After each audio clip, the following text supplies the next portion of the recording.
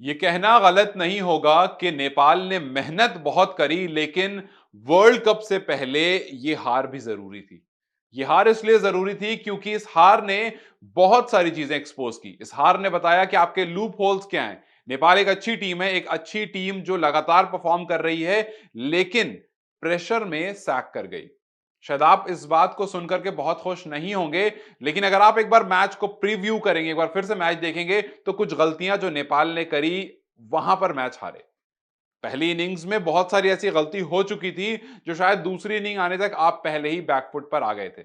अगर first inning की बात करूं तो जब आप बैटिंग कर रहे थे, पहले 5 ओवर वॉज गुड। 5 ओवर में 40 रन, सिर्फ एक विकेट जाता है आपका और चीजें बेहतर लग रही थी। आसिफ शेख अच्छे टच में दिख रहे थे। कहीं ना कहीं थोड़ा सा अनफॉर्चुनेट जरूर रहे वो।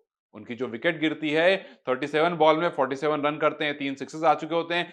एलबीडब्ल्यू होता है और जो उनका रिएक्शन होता है वो साफ साफ बताता है कि बैट से बॉल लगी थी।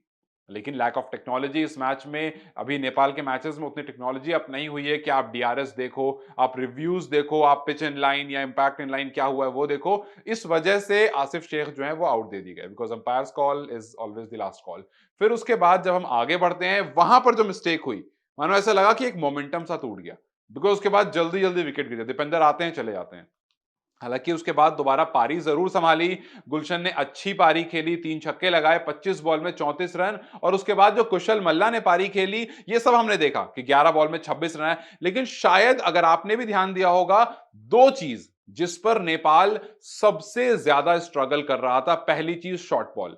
उनकी लगातार लास्ट में जो विकेट्स आई हैं वो शॉर्ट बॉल पर आई हैं। और उसके बाद दूसरी चीज जो थी वो थी स्लोअर बंस। अच्छे से होमवर्क करके आई थी नीदरलैंड की टीम। नीदरलैंड की टीम ने इससे पहले मैचेस देखे थे और उनको पता था कि नेपाल कहां पर स्ट्रगल कर सकता है।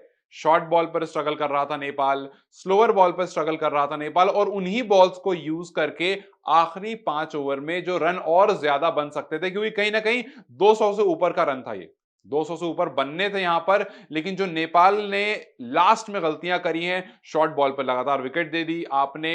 एरियल शॉट्स खेलने में सारे के सारे खिलाड़ी गए, लास्ट में आप एरियल शॉट्स लगातार मार रहे थे। हालांकि अच्छी बात यह है कि जो 17वां ओवर था जहां पर 3 सिक्सेस आ गए थे, उसने कहीं ना कहीं सेव जरूर कर लिया।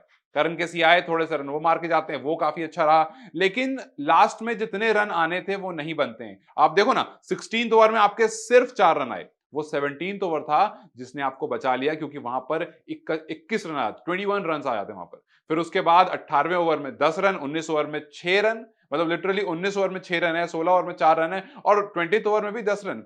तो यहां पर नीदरलैंड की वाकई तारीफ करनी पड़ेगी, क्योंकि इस ड्यूरेशन में आपकी बहुत सारी विकेट्स गिरी हैं। आपकी 4 4 विकेट महज लास्ट के 2 3 ओवर में गिर जाती है, और वही शॉर्ट बॉल, वही आप सिक्स मारने में जा रहे हो। तो ये गलतियां हुई हैं और ये दिखा रहा था कि आप प्रेशर में हो। आप प्रेशर रिलीज करने के चक्कर में जो शॉर्ट बॉल आपके पास आ रही थी, आप सोच रहे उसको स्टैंड के बाहर मार दूं या स्टैंड से मार दूं, लेकिन उस चक्कर में आप अपनी विकेट लगातार गंवा रहे थे। और वहीं अगर आप नीदरलैंड की तरफ देखोगे, नीदरलैंड ने शुरुआत से ही काफी अच्छा खेला।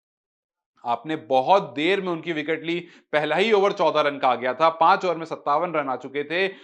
जो विकेट उनकी गिरती है वो बैक टू बैक गिरती है, लेकिन 84 रन तब तक आ चुके थे बोर्ड पर। 9 ओवर में 84 रन, काफी आगे निकल चुके थे वो ऑलरेडी। फिर 16th ओवर में जाकर के तीसरी विकेट गिरती है।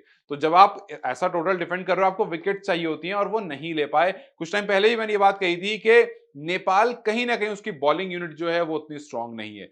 जब से संदीप गए हैं, तब से नेपाल की बॉलिंग बहुत कमजोर हो गई है। और एक बार फिर संदीप की याद आई, एक बार फिर संदीप लेमिशानी की याद आई, क्योंकि यहां पर आपको विकेट चाहिए थी। यहां पर आपको चाहिए था कि आप शुरुआत में विकेट ले लो, एक पार्टनरशिप नहीं बने, जो कि पार्टनरशिप बनी। अच्छे रन स्कोर हुए। आप देखो 16th ओवर में जाकर के उनकी तीसरी विकेट गिरती है, ऑलरेडी 141 आ चुके होते हैं बोर्ड पर। हाँ, 18वां ओवर जो था वहां पर वो कहीं और चले गए, बिकॉज 21 रन मार दिए। और वो ओवर था जहां से नेपाल ने मान लिया कि यहां से तो अब हम नहीं जीतेंगे, क्योंकि जाहिर सी बात है बहुत रन आ गए। 21 रन अगर आपके आखिरी के ओवर में आते हैं, जहां पर आपके पास कुछ 35 40 रन बच रहे हैं, 3 ओवर में लगभग 40 रन के आसपास बच रहे थे, वहां पर नेपाल जो है वो पूरी तरह से हार गई।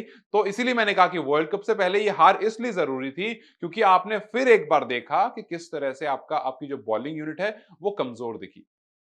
करण केसी ने 1.3 ओवर करे लेकिन 25 रन दे दिए। मतलब मुझे लेकिन कहीं न कहीं लगता है कि आपको करण पर थोड़ा-सा और भरोसा दिखाना था। आपके प्रीमियम बॉलर हैं, मेन बॉलर हैं। फर्स्ट ओवर में अगर उन्होंने 14 रन दे दिए, पहले ओवर में अगर कुछ रन चले गए, तो आपको बीच में उनको यूज़ करना था। ऐसा नहीं होता है कि अगर जसप्रीत बुमराह शुरू के ओवर में रन दे देते हैं, तो आप उनको मिडल ओवर में यूज़ ही नहीं करोगे या फिर आप उनको कहीं पर यूज़ ही नहीं करोगे। आपने उनको यूज़ ही नहीं किया। माना आपके पास गेंदबाज बहुत सारे हैं, लेकिन कहीं न कहीं कप्तानी गेंदबाज वाले कैप्टन नहीं बन पा रहे हैं रोहित, और आप किस तरह से बॉलर को रोटेट करना है वो नहीं दिख पा रहा है। तो एक रोहित की कमी जो मुझे इस पूरी सीरीज में दिखी वो यही कि आपको किस तरह से अपनी बॉलिंग यूनिट को यूज करना है वो नहीं दिख पाया। खैर ओवरऑल आपने बहुत अच्छा खेला, फैंस के लिए हैट्स ऑफ बिकॉज वो लगातार बड़े नंबर्स में आते रहे, लेकिन बॉलिंग यूनिट इज समथिंग जो थोड़ा सा डिसअपॉइंट जरूर कर रही है। करण केसी 1.3 ओवर 25 रन, सोमपाल ने 2 ओवर में 17 रन दिए, अविनाश ने 3 ओवर में 39 रन दे दिए, कुशल मल्ला 3 पर 33, 4 विकेट। यही एक नाम रहा जिसने रन कम दिए आज, जिसने विकेट्स ली, जिसने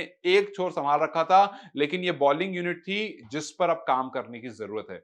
आगे अभी भी टूर्नामेंट्स आने वाले हैं, अभी टूर्नामेंट्स आप खेलोगे, उन टूर्नामेंट से पहले आपको you need to sit and talk about it कि यार अपनी बॉलिंग यूनिट पर कैसे काम कर सकते हैं। तो ये एक चीज है जिस पर अगर नेपाल ने काम कर लिया तो वर्ल्ड कप से पहले पहले आपको और बेहतर टीम दिख सकती है, क्योंकि आपकी बैटिंग यूनिट अच्छी है। बस बैटिंग यूनिट में एरियल शॉट्स और लास्ट में प्रेशर को कैसे हैंडल करना है वो, और दूसरी चीज आपको बॉलिंग यूनिट को, बॉलर्स को किस तरह से रोटेट करना है, ये कुछ चीजें जिस पर अगर नेपाल काम कर लेगा तो आगे आने वाले टाइम में Nepal is again going to be so brilliant, जो हमें ऑब्वियसली वर्ल्ड कप में दिखने वाला है। तो खैर ये एक मैच का प्रीव्यू था, उम्मीद करता हूं आपको मैच अच्छा लगा हो, लेकिन ये गलतियां जो मुझे लगी मैं उससे आपके सामने रखूं। आपसे पूछना चाहता हूं कहां पर नेपाल मैच हारा, मुझे कमेंट सेक्शन में जरूर बताएं। इस वीडियो को लाइक और शेयर जरूर करें और जाते जाते चैनल को सब्सक्राइब करते जाएं।